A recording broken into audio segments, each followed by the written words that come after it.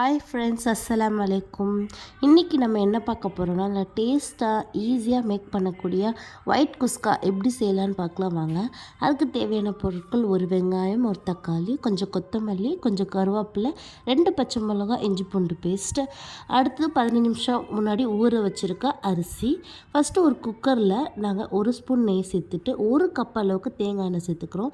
தேங்காய் எண்ணெய் எதுக்கு நம்ம சேர்த்துக்கிறோம் அப்படின்னா, அப்போ தான் ஒரு ரைஸ் அந்த குஸ்காவோட சாப்பாடு நல்லா சாஃப்டாகவும் மென்மையாகவும் இருக்கும். அதனால் தேங்காய் எண்ணெய் சேர்த்துக்கிறோம்.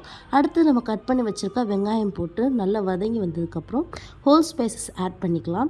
ஹோல் ஸ்பைசஸ், வெங்காயம் எல்லாம் நல்லா கொஞ்சம் வதங்கினதுக்கப்புறம் நம்ம ரைஸ்க்கு தேவையான அளவுக்கு இஞ்சி பூண்டு பேஸ்ட் ஆட் பண்ணிக்கலாம். நாங்கள் கொஞ்சம் குவான்டிட்டி அதிகமாக செய்கிறதுனால நாங்கள் இஞ்சி பூண்டு பேஸ்ட் அதிகமாக போட்டிருக்கோம். நீங்கள் உங்களுக்கு ஏற்ற அளவுக்கு போட்டுக்கோங்க. அடுத்து நம்ம ரிமைன் கட் பண்ணி வச்சுருக்க தக்காளி, வெங்காயம், கொத்தமல்லி, கருவேப்பிலை, பச்சை மிளகாய் எல்லாத்தையும் நல்லா வதக்கி விட்டுக்கலாம். வதக்கி நல்லா கொஞ்சம் வதங்கி வந்ததுக்கப்புறம் நாங்கள் 1 கப் ரைஸுக்கு 2 கப் தண்ணி அந்த அளவுக்கு நம்ம சேர்த்துக்கலாம்.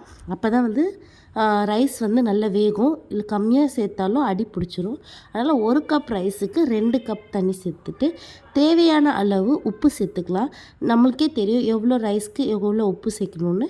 சேர்த்துட்டு 1 கப் அளவுக்கு பால், வீட்டில் இருக்கிற பசும்பால் இல்லை ஆவின் பால் எதாக இருந்தாலும் சேர்த்துக்கலாம்.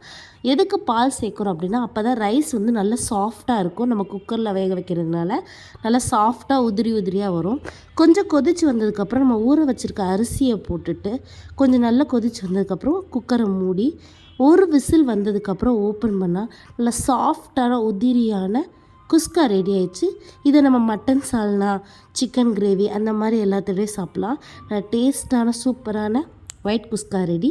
இது மாதிரி நிறைய ரெசிபி வேணால் எங்கள் சேனலை சப்ஸ்கிரைப் பண்ணுங்கள். தேங்க்யூ. ஷேர் பண்ணுங்கள், கமெண்ட் பண்ணுங்கள். தேங்க்யூ.